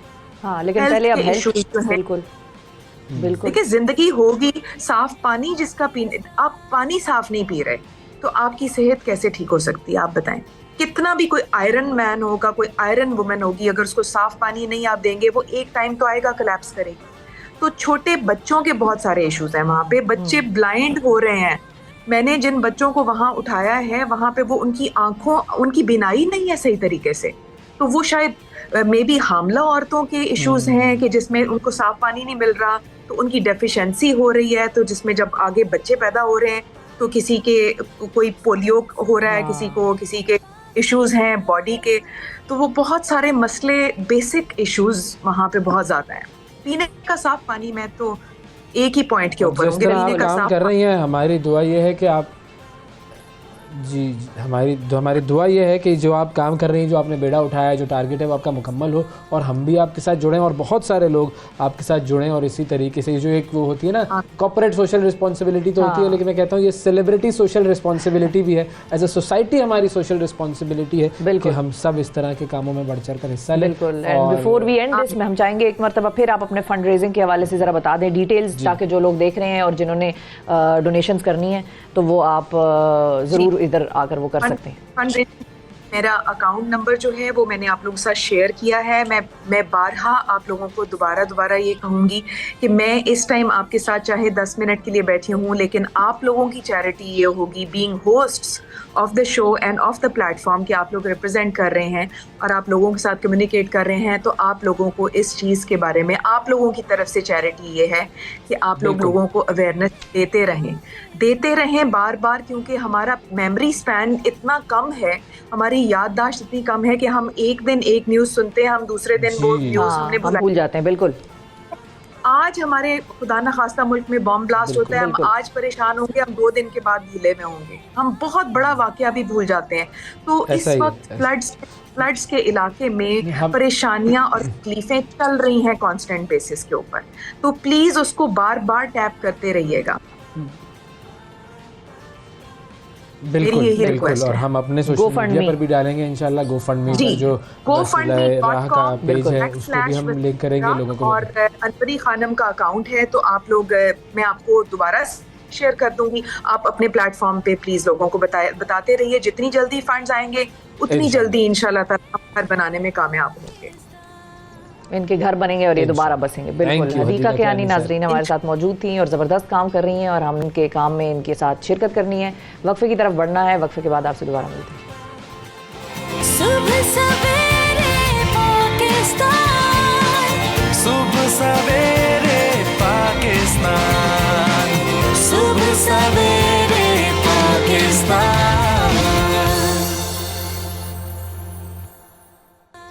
वेलकम बैक जी। सियासी गर्मा गर्मी जो है वो अपने उरूज पर है और वो टेम्परेचर है कि ठंडा होने का नाम नहीं ले रहा। कल एक बड़ी अहम प्रेस टॉक हुई, बड़े अरसे बाद हुई, जरदारी साहब की। आसिफ अली जरदारी साहब जो हैं वो टीवी पर अपेयर हुए और उन्होंने सहाफ़ियों के सवालों के जवाब दिए। ज़ाहिर है सवाल भी बड़े इंटरेस्टिंग थे जो, और जवाब उससे ज़्यादा इंटरेस्टिंग थे। कुछ बड़ी अहम स्टेटमेंट्स हैं जो उनकी तरफ से आई इलेक्शंस के हवाले से। इमरान खान साहब के हवाले से उनसे पूछा गया कि आप बात करेंगे, बैठना चाहेंगे, तो उन्होंने कहा मैं उनको सियासतदान नहीं समझता, मैं उनके साथ कैसे बैठूंगा। तो इस किस्म की और भी मुतअद्दिद स्टेटमेंट्स थी जो कि काबिल गौर हैं। तो इस हवाले से हम बात करेंगे। हमारे साथ फैसल करीम कुंडली साहब मौजूद हैं, पाकिस्तान पीपल्स पार्टी के सीनियर रहनुमा, और इस वक्त जो मुल्क में गुर्बत के खात्मे के लिए जितने भी इक़दाम हैं वो सब यही देख रहे हैं। अस्सलाम वालेकुम जनाब। वालेकुम सलाम सर, आपको हमारे इस नए घर में मुबारक।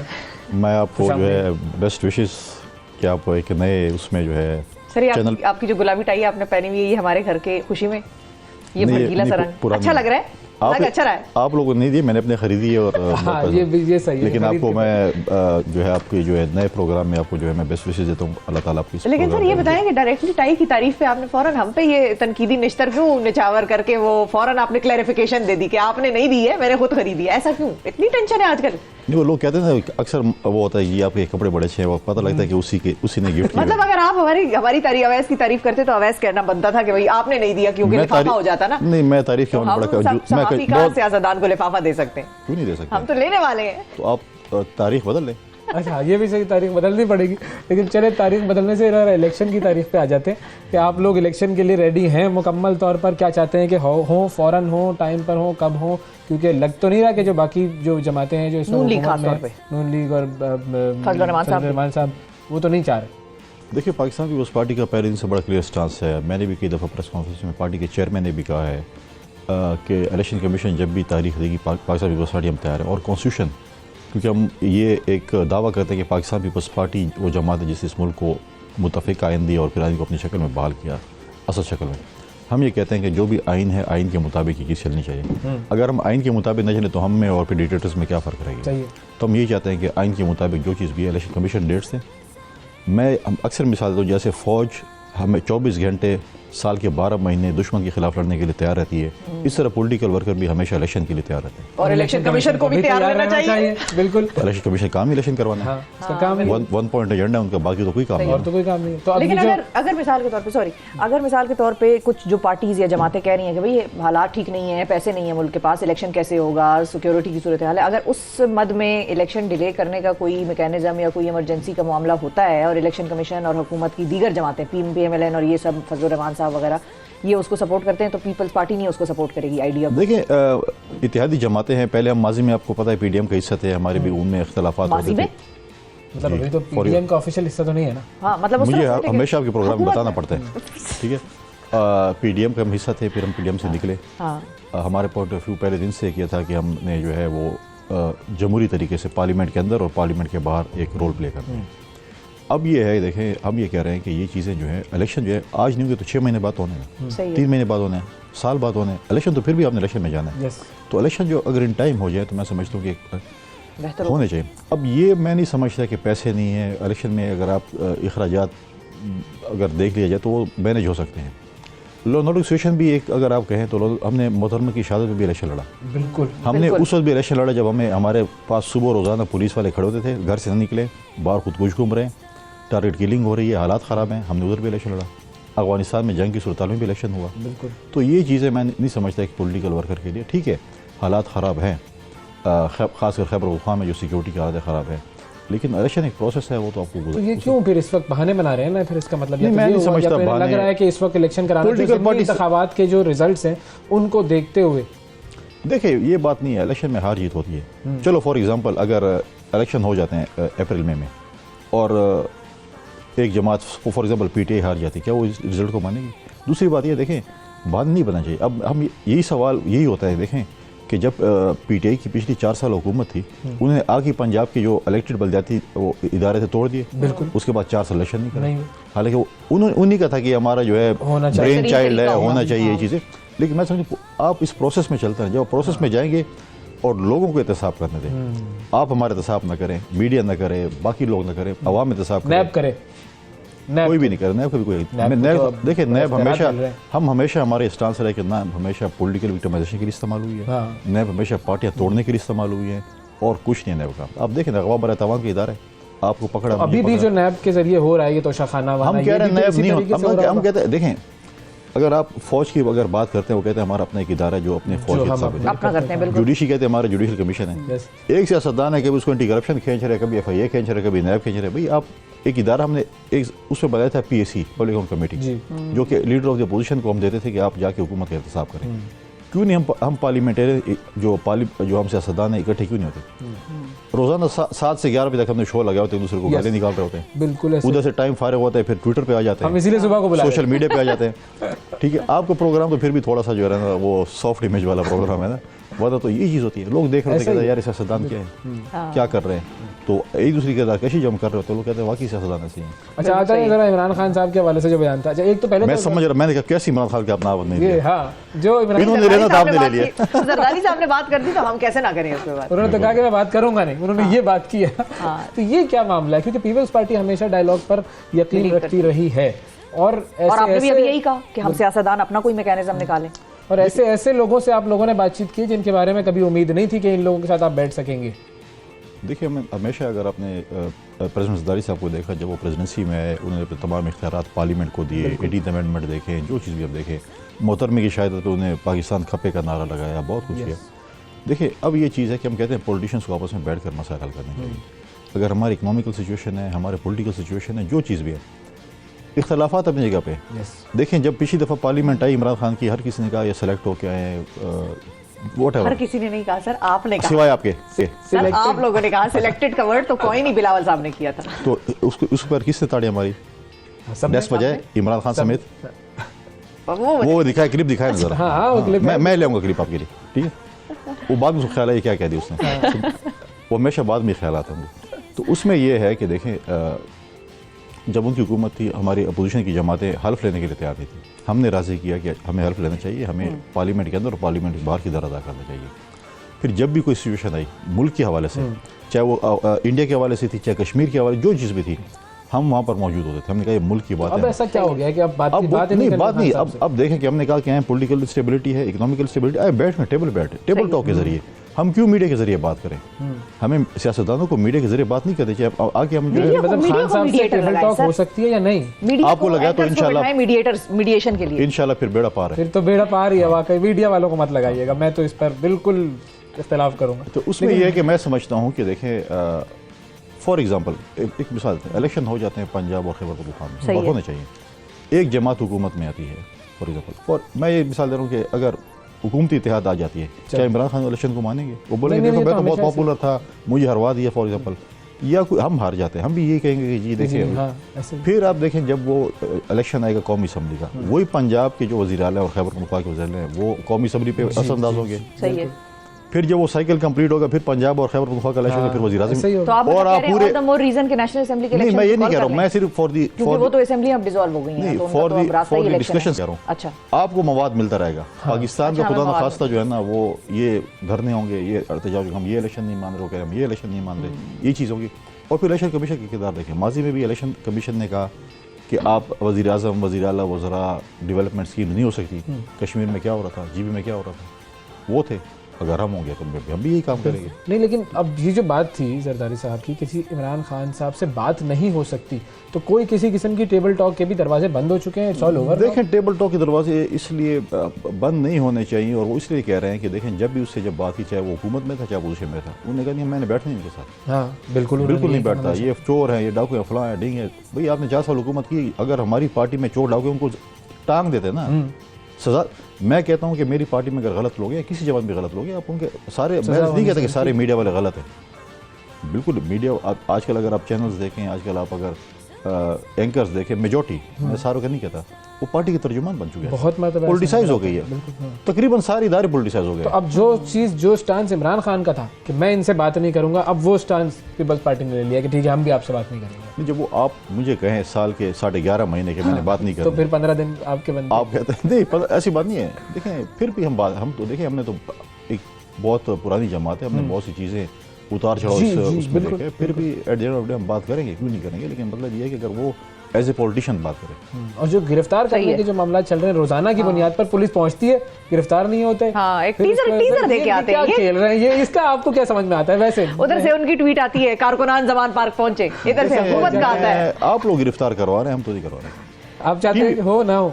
नहीं, मैं कहता हूँ अगर कोई गलत काम किसी ने भी किया है cross the board, Imran Khan, मैं हूँ, जो भी हो, अगर किसी में, और गिरफ्तार हुकूमत नहीं करेगी, गिरफ्तार अदालत ने करना। हाँ। अदालत ने ऑर्डर्स करने हैं पुलिस को कि इस केस में आपने गिरफ्तार कर दें। परसों आपने इतना हाइप क्रिएट कर दिया, वो समन देने गए थे। हाँ। आपने कहा था पता नहीं इसको, और देखे बात ये नहीं है, गिरफ्तारी देखें, जरदारी साहब की बेल रिजेक्ट हुई थी, जरदारी हाउस में थे, हम मौजूद थे, हमारे पास आए, हमने उनको अंदर बुलाया, अपने ऑफिस में बिठाया, उन्होंने दिखाया समन, ये है, उन्होंने वकीलों को दिखाया, उन्होंने कहा ठीक है, हमने कहा ठीक है, हमने तो वर्करों को नहीं कहा कि आप आ जाए। हमजा साहब की गिरफ्तारी के लिए गए थे, वो पता नहीं कहाँ, हमने तो नहीं कहा कि आ जाओ जरदारी, उसके बाद सारे लेट जाओ गाड़ियों के आगे, हमने नहीं कहा। एक प्रोसेस है, देखिए अगर एक चीज़ है तो ये चीज़ें देखिए, अगर आप कहते हैं कि मैं जेलों से नहीं डरता, थानों से नहीं डरता, पॉलिटिकल वर्कर तो ऐसे भी उसकी पीपल्स पार्टी में खासकर हमारी सीआर बढ़ती है अगर हम जेल में जाएं। अच्छा, आप लोग यहाँ पीपल्स पार्टी का फिर एक अलग टैका है ना, वो तो कुछ कर सके उसको इमरान खान को पीटीआई में, इसमें पीपल्स पार्टी में, ताकि उनको पता चले गिरफ्तारी के लिए आ जाए। लेकिन पीटीआई में उनके, लेकिन मैं, हमारा ये स्टांस है कि कोई पॉलिटिकल विक्टिमाइजेशन किसी के साथ नहीं होनी चाहिए, चाहे वो पॉलिटिकल वर्कर है, चाहे वो पॉलिटिकल लीडर है, पॉलिटिकल विक्टिमाइजेशन नहीं होनी चाहिए। हाँ, अगर कोई जनरल केसेस हैं जिसमें आपको अदालत कहती है कि इसको गिरफ्तार किया जाए। और ये जो आजकल पैमरा के थ्रू जो है वो सिलसिले चल रहे हैं, अदालत ने तो वैसे उन पिछले ऑर्डर्स को भी रिवोक कर दिया था कि नहीं, सब मैं कल टीवी चैनल्स पे था और मैंने इस पे कहा कि ये चीज़ नहीं होनी चाहिए। किसी पॉलिटिकल लीडर की आप स्पीच को नहीं रोक सकते हैं। अगर आप रोकते हैं, फेसबुक है, ट्विटर है, सोशल मीडिया है, उनके जो फॉलोअर्स हैं वो उधर चले जाएंगे, यूट्यूब पे चले जाएंगे। लेकिन पॉलिटिकल लीडर को भी इस चीज़ का एहसास करना चाहिए, इस चीज़ को देखना चाहिए कि मैं जो स्पीच कर रहा हूँ और कौन से खिताब कर रहा हूँ उसमें मैं क्या कह रहा हूँ। अच्छा, पॉलिटिकल, लेकिन इस चीज़ का जो है हमें कम से कम हमें ये जरूरत है कि हम हुकूमत बैक कर सकें। लेकिन माजी में भी आपने नवाज शरीफ साहब के साथ किया, वो भी नहीं होना चाहिए। कन्विक्टेड क्रिमिनल के तौर पर था। कन्विक्टेड क्रिमिनल और पॉलिटिकल लीडर दो अलग अलग टर्मिनोलॉजीज हो जाएंगी। आप क्यों दिखा रहे हैं? क्या यही मैं पूछ रहा हूँ ना कि अब तो हुकूमत में आ गया ना, अब तो हुकूमत में आ गया, तो हुकूमत जो चाहे करे। नहीं, पॉलिटिकल लीडरशिप मैं समझता हूँ कि जो भी है, किसी लीडर की थी, उन्होंने की थी, कराची से उनका ताल्लुक था, यूट्यूब पे आ रहे थे, वो भी कन्विक्टेड मामला।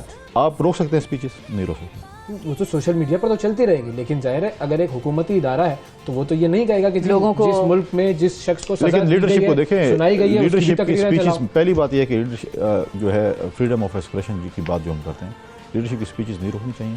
और लीडरशिप को भी इस चीज़ का एहसास होना चाहिए कि हम इदारों को इस तरीके से क्रिटिसाइज ना करें। सही है, मतलब ठीक है, एक क्रिटिसिज्म का एक हद है। हमें बहुत सी रिजर्वेशन है अदालतों के ऊपर, क्योंकि हमारा अभी भी पॉइंट ऑफ व्यू ये है कि हर चीज़ पे 100 मोटो एक्शन होता है। लेकिन अगर इन अदालतों में कोई केस नहीं सुना जाता, वो शेख जुल्फ़िकार अली भुट्टो केस नहीं सुना जाता, शहीद मोहतरम बेनज़ीर भुट्टो केस, हर चीज़ ले आप 100 मोटो। लेकिन हम भी बार बार आपको कह रहे हैं हमारे केस भी तो सुने। बिल्कुल, हमें बहुत से हमें एतराज़ था कि हमारे वज़ीर आज़म को इल्लीगली हटाया गया कि ब्लू बुक की डेफिनेशन जो है वो चीफ जस्टिस साहब ने खुद करनी थी। कहते मैं करूँगा ब्लू बुक की डेफिनेशन, क्योंकि मेरे पास आइन क्यों पड़ा हुआ है? आइन इसलिए पढ़ो कि मैं उसको फॉलो करूँ। ब्लू बुक प्रेसिडेंट और प्राइम मिनिस्टर के पास क्यों पड़ी हुई है? इसलिए पड़ी कि उसको फॉलो करें। लेकिन आप बोलेंगे नहीं, आप इधर ले आएँ मेरे चैनल में, मैं तशरीह करूँगी, इससे क्या मतलब है? तो फिर प्रॉब्लम है। बिल्कुल। अच्छा, जरदारी साहब का एक और इंटरेस्टिंग बयान भी था कल का राजनपुर के इलेक्शन के हवाले से कि महंगाई इतनी हो गई है, खवातीन ने ज़्यादा वोट डाला है इस दफ़ा, और चूंकि वो जो भी घर का सिलसिला निज़ाम चलाती है उसने महंगाई के गुस्से में जो है वो वोट दूसरी तरफ दिया। ये पॉपुलैरिटी का मामला नहीं है। तो अगर ये महंगाई की वजह से इस किस्म के वोट आप लोगों को पड़ गए, फैसले डार साहब करें और खमियाजा पीपल्स पार्टी भुगते। देखें, हम इत्तेहादी जमात हैं और डार साहब जो फैसले करें, हम जो फैसले करें, कलेक्टिव रिस्पॉन्सिबिलिटी। हम कहें कि नहीं ठीक है, मीठा मीठा हफ हफ। अच्छा, कलेक्टिव लेंगे दोनों। देखें, जो हमारे जो रिजर्वेशन है, हम पार्टी उनके साथ बैठकर, कैबिनेट में बैठकर, उनके जो भी हमारे होते हैं हम उनके साथ बात करते हैं। ठीक है, ज़ाहिर साहब ने कहा महंगाई तो है, नहीं है महंगाई तो है, लेकिन मतलब डार साहब आप लोग की बात इस तरह से सुनते हैं, अगर फाइनेंशियल मामलात में, IMF के मामलात में वो आपसे लेते हैं, बिल्कुल हम मशवरत करते हैं, चीज़ें वो करते हैं, उसमें बिल्कुल सुनते भी हैं और हम उनको बताते हैं कि इस चीज़ से, क्योंकि आपने पब्लिक के पास जाना है, आपने इलेक्शन, अगर आज नहीं कल इलेक्शन तो होना है, आवाम में जाना है। और आवाम में तो हम तो ये नहीं कहते कि आप टमाटर 2 की बजाय 1 कर दें, रोटी 2 की जगह 4 की जगह 3 की जगह 1 कर दें, चीनी एक के बजाय आधी कर दें, चीनी जो है छोड़ दें, मतलब रोटी छोड़ दें, डबल रोटी शुरू कर दें। हम ये तंज नहीं करेंगे। महंगाई है और एक्चुअल है जिसका हमें इदराक है, और इसको चीज़ को जो है इसका इदराक करना पड़ेगा और इस चीज़ को कम करना पड़ेगा, वरना इलेक्शन में हमारे लिए मुश्किल डेफिनेटली। लेकिन फाइनली ये कि जो बिलावल साहब ने एक बयान दिया था जिसमें उन्होंने हुकूमत से कहा था कि अगर आपने सैलाब ज़दगान से किए हुए वादे पूरे नहीं किए तो हम फिर वजारतें छोड़ने के बारे में सोचेंगे, ये एक बहुत बड़ा बयान था, अहम बयान था। ये इसलिए इंपॉर्टेंट है कि देखें, हम अगर जब बात करते हैं लोगों के साथ तो हमें लोग कहते हैं आपकी टीवी चैनल्स पे तो नज़र ही नहीं रहा पाकिस्तान में कुछ सैलाब की रिकन्स्ट्रक्शन का कोई फेज़ है, कुछ है, ये है, कुछ भी नहीं है। लिहाजा जो सिंध में सूरत हाल थी, खासकर बलूचिस्तान और सिंध में थी, बिल्कुल उसमें यह था कि हमने ज़मींदारों के साथ वादा किया था कि हम उनको सपोर्ट करेंगे बीज के हवाले से, खाद के हवाले से, जिसमें फेडरल और प्रोविंशियल गवर्नमेंट ने वो पूल करने थे पैसे, फेडरल गवर्नमेंट सपोर्ट करनी थी। तो फेडरल गवर्नमेंट नहीं किया, प्रोविंशियल गवर्नमेंट ने किया, और जब टाइम जा रहा था, क्योंकि आपके लिए टाइम तो इंतजार नहीं करेगा फसल की काश्त, सही बात है, तो उसमें प्रोविंशियल गवर्नमेंट ने अपनी बाकी चीज़ों को कट करके उनको फुली सपोर्ट किया।